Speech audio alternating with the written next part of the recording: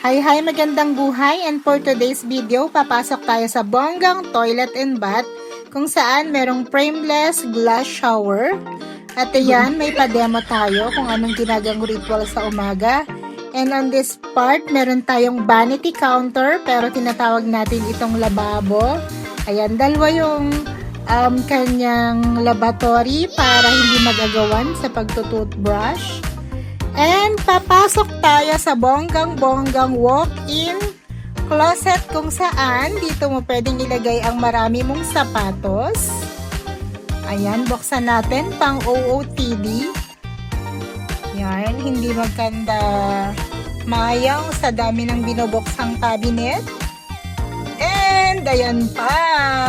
Ayan, lahat ng OOTD mo, bags, collection ng mga bags. At mga gowns, ayan, kaya mahaba. Curious ka bang malaman kung saan ang bonggang property na ito?